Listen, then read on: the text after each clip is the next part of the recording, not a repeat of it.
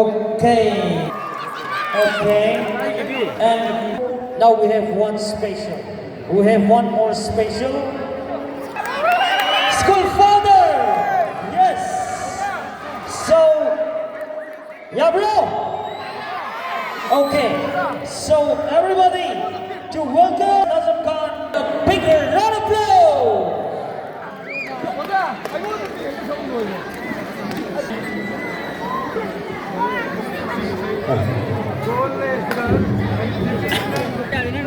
Pagkakasari Eksplosidi Masih Zarawa Hazasing Amadi Satrasing Bo Anak-anak Pagkakasabagaloy na Masigi Pangsal Closing day Haitay Closing day Lumari na Isaya matang Kudol Kamjage Kaya kung ba isay sina Makata na doon kaya ni taragati doon isay sa makasa taragati kaya kung ba isay sina kaya ni taragati stop po din at ang noksan na kanon. Yes, everybody, join us support anyway. Abang taragati. Yes. Everybody is support.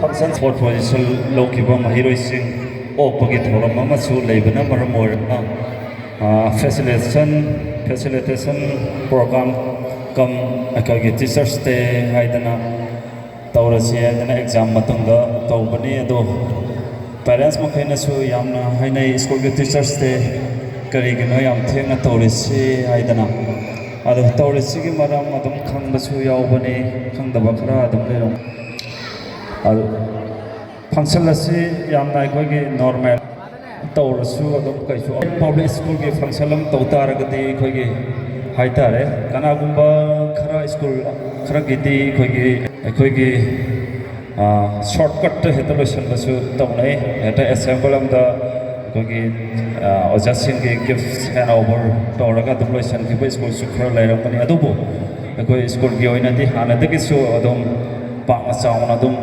tawrai adu asi function asi parents ama oitaragati school ge function ama leiragati haidana akhoi ge si masi adom chatnabi oina tawi ado masi gi se yaragati kitang function haibasi teachers day se kanana pangthoi haita de loina khamna ro bone ke su explanation to nangai oite adana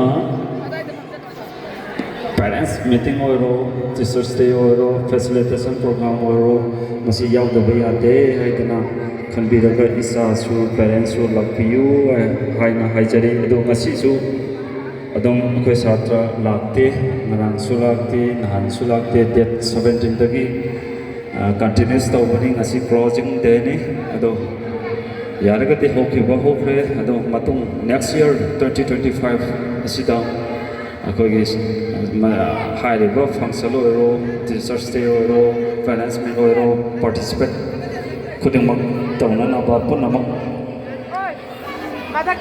request tawjiri thank you isai se haidana sakke habati nate aina hesa ubo isai se khol nama music nam he to totuna masigi khalaka su sakning de amaronda aduga akogi students ai tare ai chhatra sing na hek sakta jo ra hek sakning bu jo yaw adugi ni ada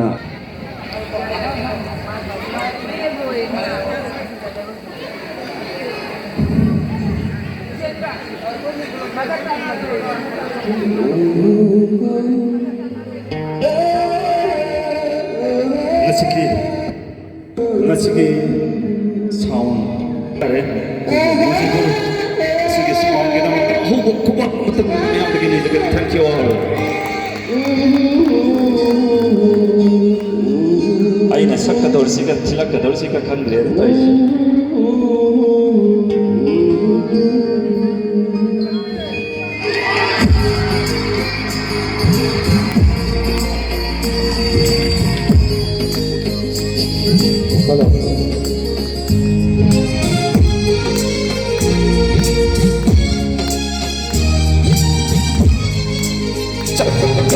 Let's go.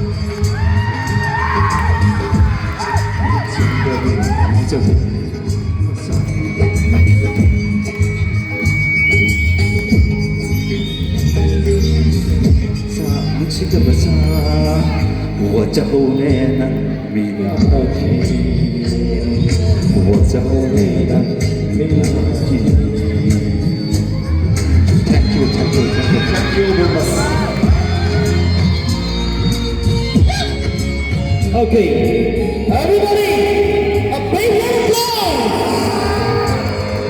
Everybody, a big round of applause for Sir Fomer Senatapan.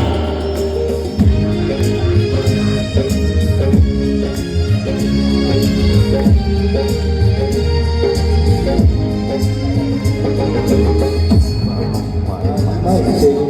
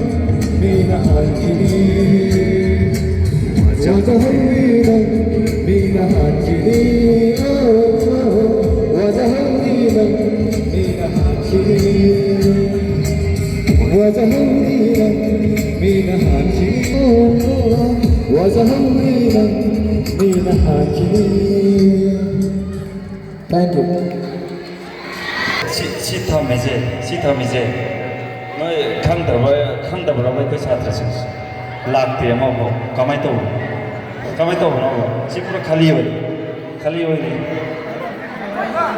चलो Okay. Yes. In front of the stage, there is one chord. In front of the stage, there is one chord. 아니 수바 거기 칸비르파 자스 야브라 칸비르파 시 아마 갔던가 그돌 탐색에